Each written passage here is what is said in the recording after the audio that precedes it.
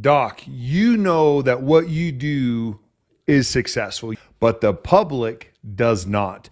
And those who make decisions don't understand that. I'm super excited to have our guest on today, Dr. Bruce Steinberg.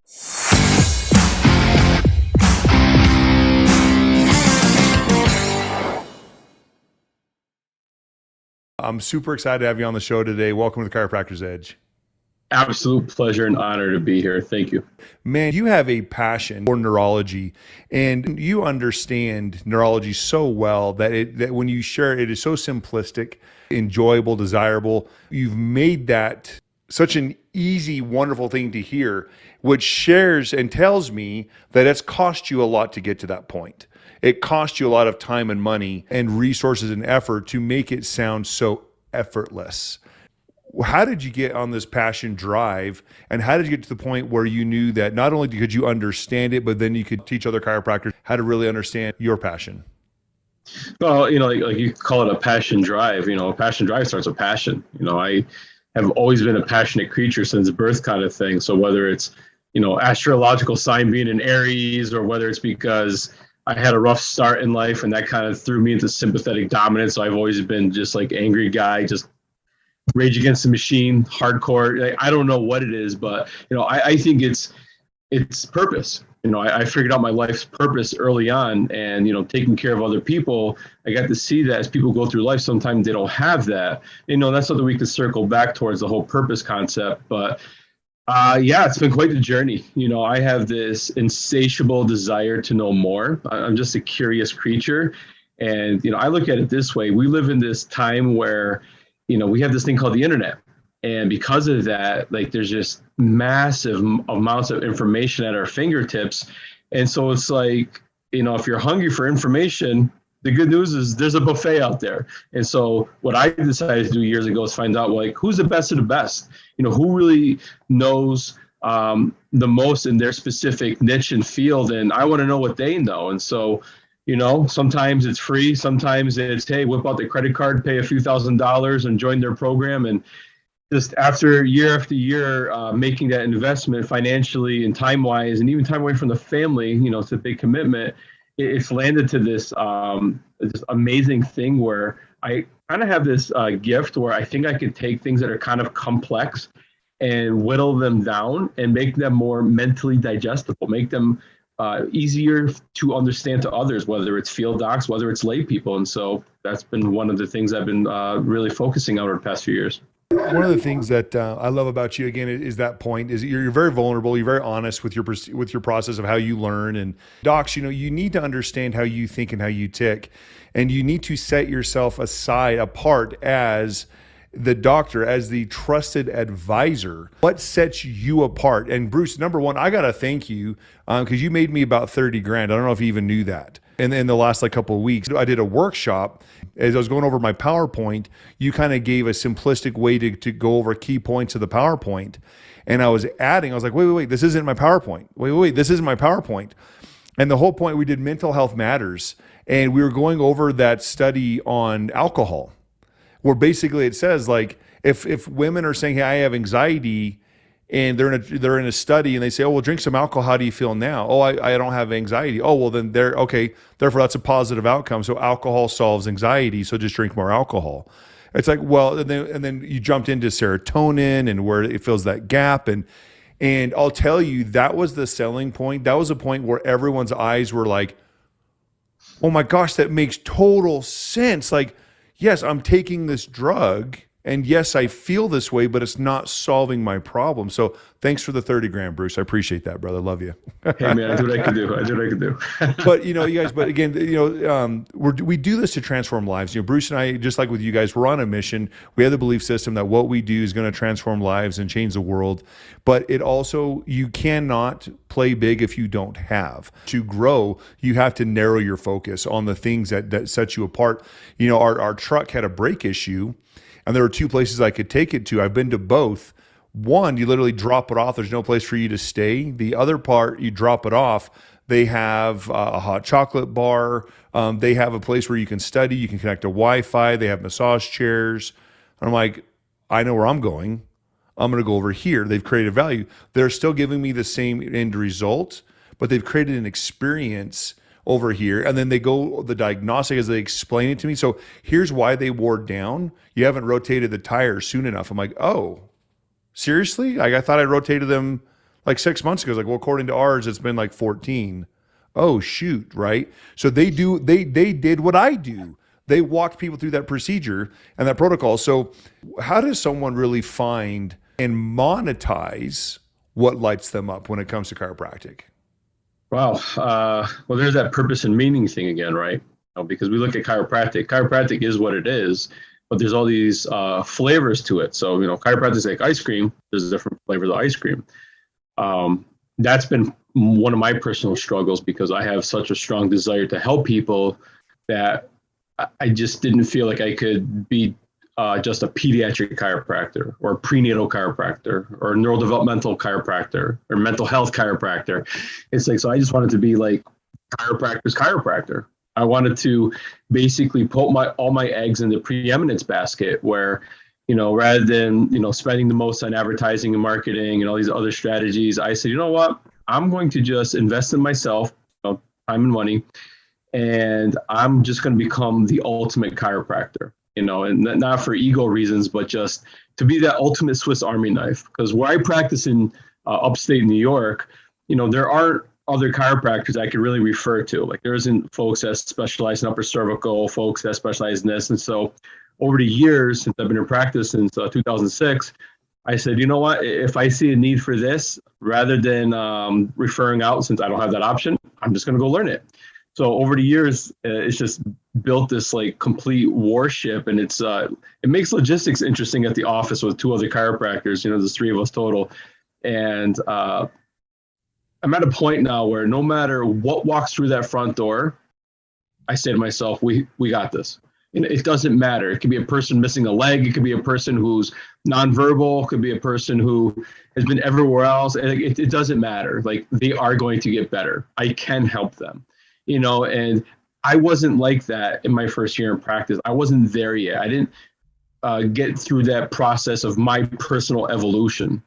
And, to go back to that 30 grand I made you, where all that stemmed from, that mental health matters, was a talk that I gave a few years ago in Massachusetts at Dr. Scott Garber's event. And it was called the Neurobiology of Depression. That was the original talk. And that was the first talk I ever gave to my peers. I've never spoken to a group of chiropractors before. And when Scott contacted me, he's like, all right, so here's the deal, man. You're going to speak at the conference this year, and you're going to be the first speaker of the weekend, and I want you to set the tone. I was like, oh, wow, that's not good. And so, of course, I tell my wife, Jen, and her advice is always the same, and it's stellar. It's really good. And whenever I go to give a presentation, she always says the same thing to me.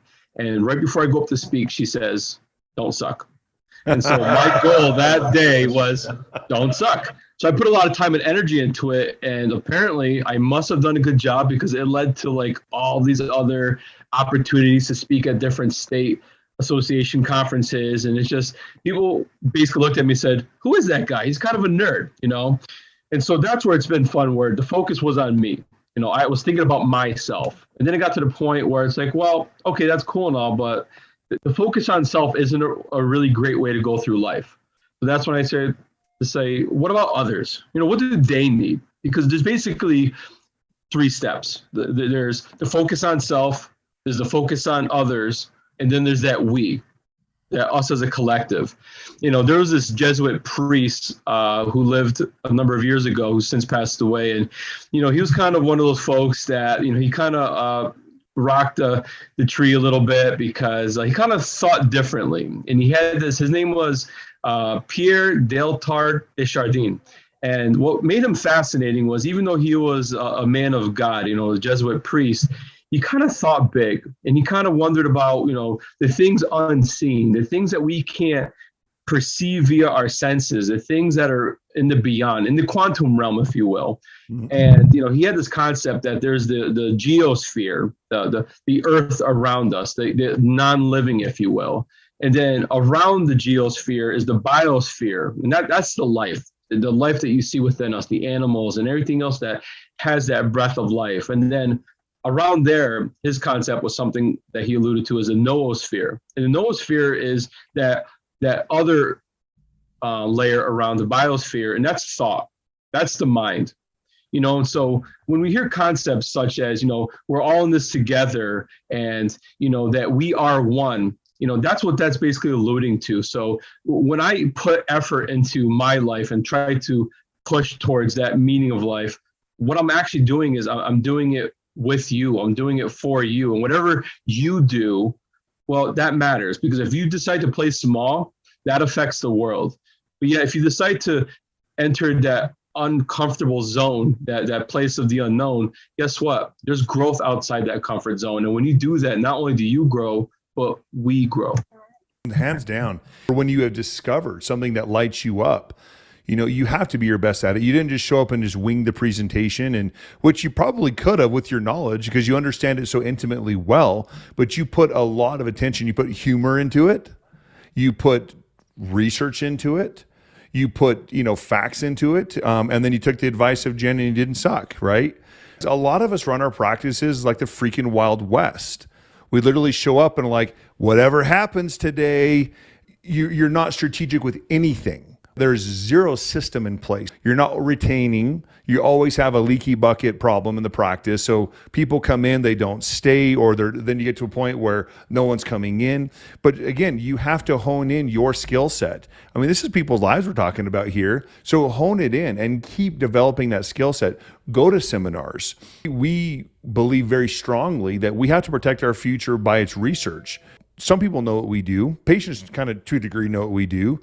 But the people who make decisions in law, I mean, if we had the right systems in place with enough of our research out there, COVID probably wouldn't have hit us as hard in the chiropractic profession or in the world as it would have if the research would have been out there. We need to be able to keep putting the research into the hands of the people who can make decisions. And so why don't you tell us about what you're a part of and what it takes to actually get research out there and how to get into our hands and how we can support you in that. Sure. Definitely research is huge because the science side, chiropractic is that three-legged stool, the philosophy, the science, and the art. And the philosophy is what makes us different than others, okay? Doesn't make us better, doesn't make us worse, it just makes us unique and distinct. And we have that philosophy that the world needs. But it's the science that personally turns me on, but it's the science part that I think is going to prove to the world that, number one, this discovery back in 1895, that we were right. When the Spanish flu hit back in 1915, over a century ago, people were going to chiropractors. And, when I say people were going to chiropractors, there were people who were told, listen, you're not going to make it. You're going to die. Get your stuff in order. And yet a high percentage of these people, they didn't die, not at least from the Spanish flu. So it's like, well, what happened there? So the chiropractors had this authority and this conviction, even though the science wasn't there a century ago, because they knew what they knew. They were strong in their philosophy. They were strong in the application of what they did, the art. And, here we are a century later, and we should have that advantage where it's like, guess what? We're like leagues above, and we've evolved, and we have it. And I think a big part of that is we've been kind of resting on our laurels, and you can't do that. It's time to say, okay, let's show the world via research what it is that we do, because what we do, it's safe, it's cost effective, and it straight out works. And so the research is what does that, and I look at it this way. There's basically two main roads to take with the research world. Here in the US, we have the Foundation for Vertebral Subluxation, which I've been a part of and donating for many years. And I've had a few case studies published through them. And then internationally, we have the Australian Spinal Research Foundation, the ASRF. And the ASRF, I actually sit on their board. Okay, I'm a board member. And, over the years, number one, it's the oldest research faction within the profession. It's been around since the 70s. Two, they've funded research in the millions at this point of dollars. And then three, the big one, which I'm really proud of, last year, the ASRF decided to start something called this case study project. So what they did is they had field docs raise money. And so we raised close to $30,000 last year. And what we did with that money is we said, okay, send us your notes. Like if you have a cool study, a cool outcome that happened in your office, write it up, what you found, what you did, what the outcome was, send it in. And if it got selected, it got published.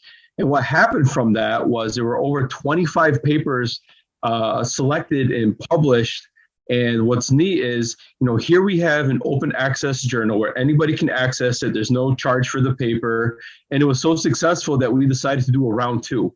And the round 2, the submissions are in. But when I saw what was happening, I got a little sad because I started to notice that there's not field docs submitting their cases. In other words, we have this amazing tool through the Asrf where all you got to do is send in the information, and we hired someone to do the literature review and put it together. In other words, it's as easy as it gets. It's the easiest I've ever seen the ability for a chiropractor to have a case study published, and yet there's this huge gap of chiropractors not submitting information. So it's like, do they not know about it? Which I think is part of the problem.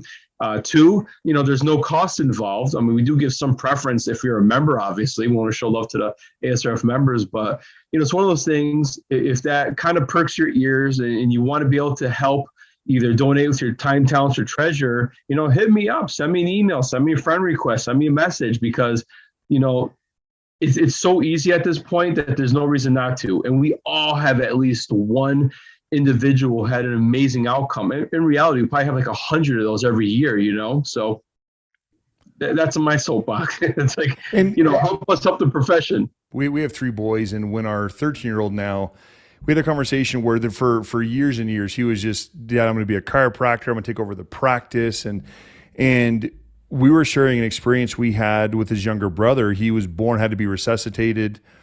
And I was able to give him an adjustment. We were able to, get his paralyzed arm back. We were able to get incredible things. And I said, and he must have been like 4.5 at this point. We're having this conversation.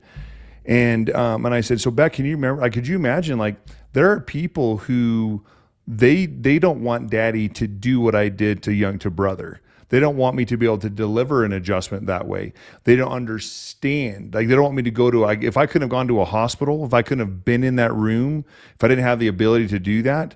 Can you imagine there's people who don't want that to happen? They want to actually destroy that. He's like, Daddy, how am I supposed to be a chiropractor then?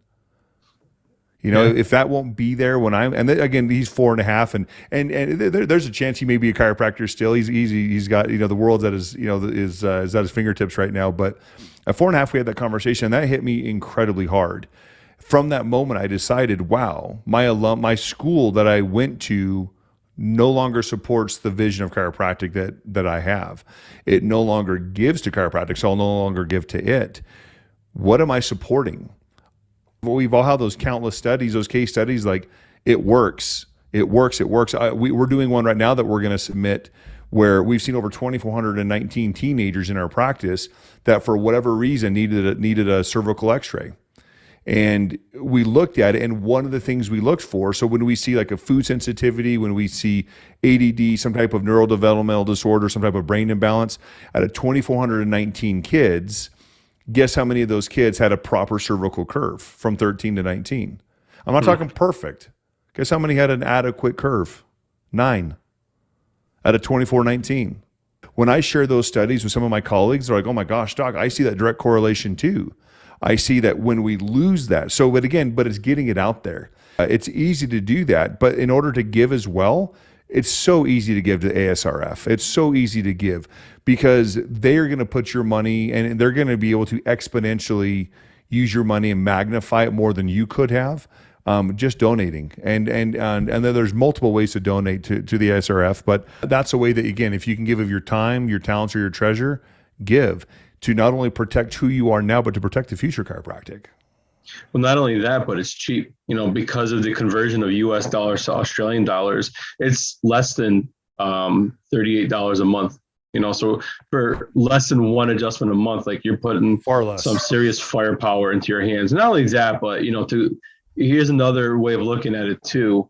When you have a case study published, like, that's something you can share with your practice members in your community. It basically becomes another form of marketing. It's not that we treat conditions as chiropractors, However, when I had the case series published with the chiropractic and anxiety with the 5 individuals who all showed improvement with anxiety with chiropractic care, I can't tell you how many people have come in as a result of that paper, where I just give it out at the office and they share it with a loved one saying, we know you struggle with that. You don't want to be medicated. Maybe you should get your spine checked at Dr. Bruce's office. And it's like, are you kidding me? Not only has that helped me help that person, it's helped the office. It's, it's like, giver's gain, man. So it's one of those things. If you don't support, please do. It'll come back to you multifold, I promise. I remember at that conference, to that point, you were quoted by like two other presenters. You were quoted. Yeah. And it's not an ego thing, but how cool is that to know that your message is being able to go to the masses when other people are quoting you, right? But you're right. In order to give that to a practice member, this is a study that I published. This is the results I've seen with people just like you in this practice. And here's how we're going to make it happen. I mean, that's powerful. So if we're going to talk about being self-serving here, why wouldn't you do it if you want to be? I mean, if you're self-serving, and which we all need to take care of ourselves, we have to be sure that we're fed and that we give out of our own abundance, that we're willing to receive so that we can give. If you're talking self-serving, man, that's one of the best ways the greatest thing you could do to self-serve you and your practice and to grow it. But again, it's more than that. It's going to transform people's lives because it's truth that is being told. Absolutely. Amen. I love that. So, right now you're at a pretty cool place. New York was, in the United States, was like the single most handed shutdown, hit hard place. Talk to us about how you have grown and thrived by practicing. Because again, when crisis comes, when you understand what you do, most people start jumping to things that don't make sense. They start buying programs that don't make sense instead of going back to their principles. It's like, oh no, I'm just going to double down on what I already do and I'm going to thrive. So instead of closing down, you shared with Jen and I, we were at dinner, a couple months back, a great opportunity you have to buy into opportunity to get chiropractic to the masses. So instead of shrinking, you're growing and scaling. How are you doing this? What are some of the things that you've done to stick to principle that will, in the end, make you profitable? I really think it boils down to adaptation, for our bodies, for our communities, for our business. If you adapt, you win. If you don't, you lose. As you alluded to, New York was brutal. The 2 outer states of the country, California and New York, just, because of the politics, it's just, it made it hard to practice. It made it really hard to have fun. But I saw that opportunity in the crisis as an opportunity to evolve as a person and to really show the world what we got. So there were offices that actually not just closed down, but literally chiropractors that moved out of state, and not just the chiropractors, but even families. And I just lost 4 families in the last 6 weeks that are saying, sorry, but I can't deal with the politics anymore. We're out of here. And that's, it's brutal. And one of them was like, I've been taking care of them for 12 years and things of that nature.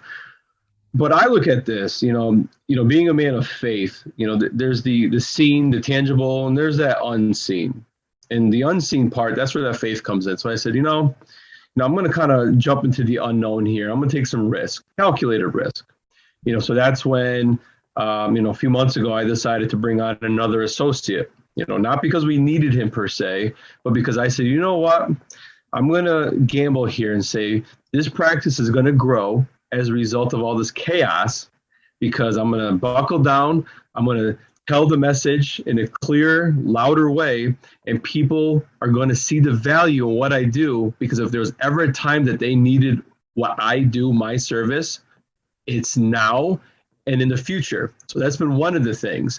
And the second thing is, just, you have to give hope, you got to be a hope dealer. So like, I'll give you an example of that whole, when you are malleable and adaptable and open to receiving miracles.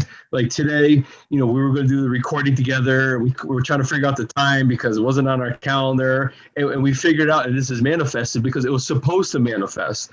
But in the hour before we started this recording, I started having a flurry of messages with 3 individuals. And what was fascinating is this.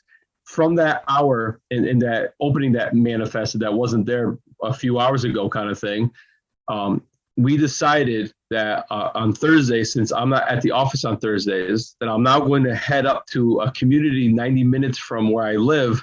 And I'm going to take all those people that drive down to the office who are struggling because of the gas price and everything. On Thursdays, I'm going to have office hours at a Christian college campus up there, where they're giving me a room and they're going to say, tell us what you need and we're going to take care of you. So suddenly I decided I'm going to help the masses, so it's like one of those things. I said, when there's a void, the universe doesn't like a void. It has to fill it somehow. So suddenly, before this interview, I'm like, wow, I'm scrambling. I got this new opportunity. I'm going to help more people because they're struggling. And it's like, you know what? Here's the blessings. Why? Because I know my meaning. I know my purpose. And that's the wonderful thing is when you live on purpose and you live in purpose, it's going to happen. That opportunity is going to come. Opportunity is always going to come to have success. Opportunities to grow is always going to come. And when you understand what you want in life, you'll understand the timing of it. Yep, this is a perfect time for me. Or you know what? Not now, but it'll be at this other point. But you have to know those things. And being able to live your faith, being able to live that and doing what you do is phenomenal. Everyone loves Dr. Bruce. I was talking to your sweetheart and people were like, could I just pay more to have a little bit more of his time? Could I drop you a hundo? Like, what could I do to spend more time with this guy because of the value you create? And that's that wait list that we want to be able to create in our patients, but it's because you're a man of purpose, you're a man who cares, and you've honed to be the best at who you are. And that's, you guys, what you have to do. We have to continually be our best. We can't just coast. There are going to be times where you just get the minimum of your continuing education courses every year. You get the minimum because you're just so busy. But hone yourself, sharpen your iron on the things that are going to make you better, because people, again, underestimate what they can do in a year and they severely underestimate what they can do in like 5. People say, gosh, I'm in a practice now, I'm super successful, but if I change, I'm going to lose. But if it's not lighting you up and it's not making transformation, if you're depressed at a high level of success, stop doing what you're doing. When you're on fire, what should you do? Stop, drop, and roll. And then find the thing that gives you passion and purpose and feed that. Because in 4 to 5 years, it's amazing to see how fast you can grow, where opportunities like this morning, how cool is that? Will drop in your lap because that is what you've put out, and that's what you're going to get back. Yeah. And, those that are listening, obviously we mentioned the word purpose a few times. Viktor Frankl wrote a book in 1946 called Man's Search for Meaning. And I highly recommend you get your hands on that. Here's an individual he was alive during the Holocaust. He's a Nazi concentration camp survivor, and he survived it and later became a neurologist and a psychologist. And he said that what got him through it was he found meaning in the suffering. And so, he basically looked at it as, step one, you have to find your purpose. And basically what your purpose is the gifts that you've been given to share to the world, because we all have a gift and we have to find what it is. And they really do vary. Once you find that purpose, that gift that you are supposed to give to the world, then you have to enter that next stage, which is unconditional love. And as being a Christian, it's like, well, guess what? That's Jesus, man. That's that just love one another, even though when you don't want to love that person kind of thing, right? And then the next step after the purpose and the unconditional love is find that meaning, because when you have meaning, you're able to overcome even a level of suffering that you think you can't get through, like that rock bottom, if you will. Because what happens is that's when you figure out that we are truly all in this together, and that it doesn't matter what happens to you, because what happens to you doesn't define you. It's that bounce back. It's that overcoming of that suffering. And that's that meaning, and I've been blessed to take care of a lot of different people from different backgrounds and different ages. And when you take care of a lot of people, you start to get to know them. You start to really I'm very analytical. So I like to really deep dive into the people I take care of. And it's interesting to see how some folks, as they enter that late stage of life, they don't do so well. And what I've discovered is the people that do well and the people that don't, the biggest thing is it's purpose. It's like, like you said, what lights you up? And if you have a practice that's, financially great, but like you're overweight, you're depressed, your family life sucks, it's like, well, are you successful?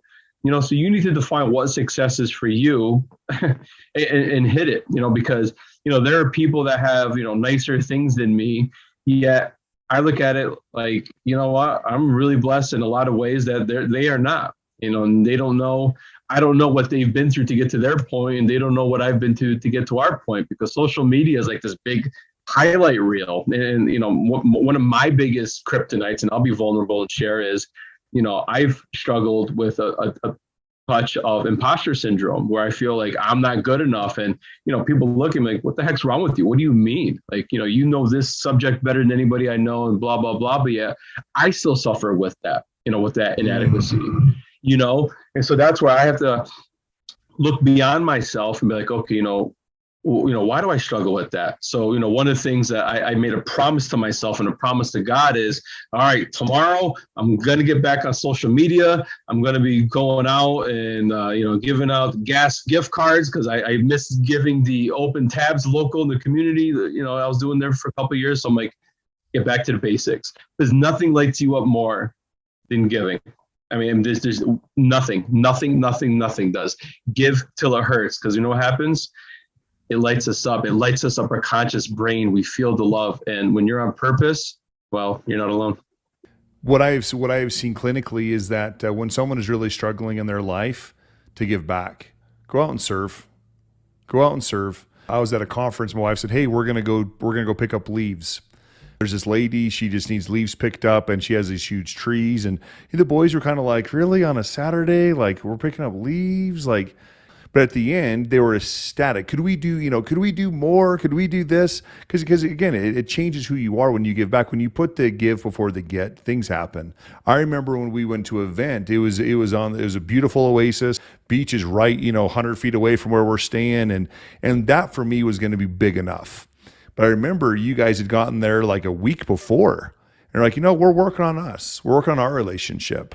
We're going to have time for us. And for me to say, wow, he put what matters most first, but also everything else, the practice is still having success.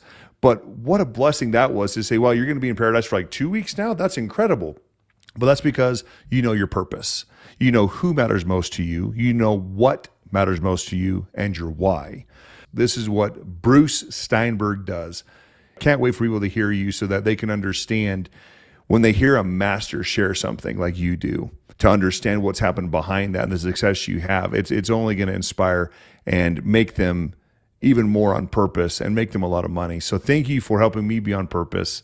Thanks for making me money. And thanks for allowing me to see that it can be done in a simple way. Hey, when love and skill come together, expect the masterpiece.